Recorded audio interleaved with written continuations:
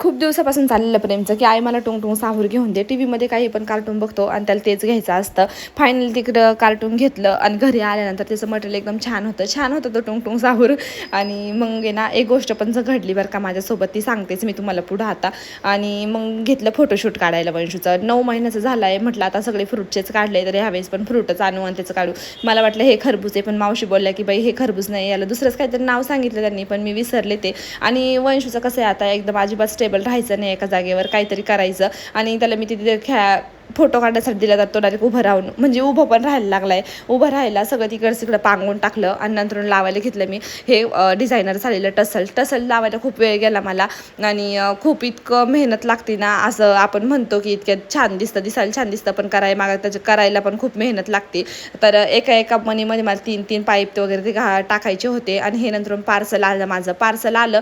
आणि हे मी ना हेअरस्टाईल करण्यासाठी घेतलेलं आहे, ते जे की मी करणच्या लग्नामध्ये हेअरस्टाईल करणार आहे त्यासाठीच. ते तुम्हाला दिसेलच नंतर, मी नेक्स्ट शॉर्ट्स टाकेल त्यामुळे तुम्हाला दिसेल ते मी कसं काय यूज केलं आहे ते हेअरस्टाईलसाठी. नंतर मी ब्लाऊज स्टिच करायला घेतलं, ब्लाऊज स्टिच झालं. आणि हे बघा, हे कांड झालं माझं. मी तुम्हाला आधी सांगितलं ना की काय घडलं. तर हे ना मशीन पिको फॉलची आहे, जी की मी फॉल लावायला घेतला, म्हटलं पिको करू, तर ती इतकं सुईच खुडून गेली, ती निघाणात झाली. म्हटलं जाऊ द्या, ताईने खूप प्रयत्न केला पण त्यांच्याकडून पण काही झालं नाही. म्हटलं शॉपला जाऊ आणि तिथूनच रिपेअर करून आणू.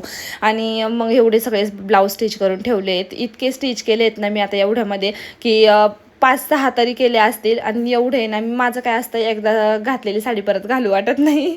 मग ती किती मागाची असो, पण माझं मनच होत नाही. म्हटलं जाऊ द्या, असं आता एवढे स्टिच केले तर ते यूज पण होतीलच आता लग्नामध्ये. आणि हे जे रेड कलर्स आहे ते मी आईसाठी खास घेतलेलं, स्टिच केलेलं, कारण की मला आवडलं होता तो पीस. मग नंतरून घेतले बीड्स बघितले की असं डोक्याला ताण येतो ना, पण हाऊस एवढी असते ना तर प्रत्येक गोष्ट करायची. मग त्याच्या मग आता काय करणार ना. वंशू झोपला होता, गाणे चालू होते, गाणे चालू असल्याशिवाय आम्हाला झोप येत नाही. आणि शांत वातावरण झालं की लगेच वंशू उठतो. मग बीट्स लावून घेतले, हे बघा मस्त स्लीव्जला लावत होते.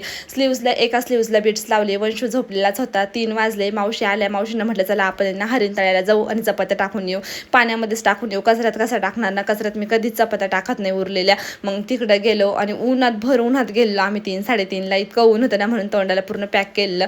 आणि त्याच्यामध्ये टाकलं, म्हटलं मासे वगैरे मासे असतात तर ते खातील. आणि तिकडं नाही ना, म्हशी पण चालल्या होत्या, मस्त थंड होऊन चालल्या होत्या, पाण्यातून आलं ते असं पोहत बाहेर निघाल्या.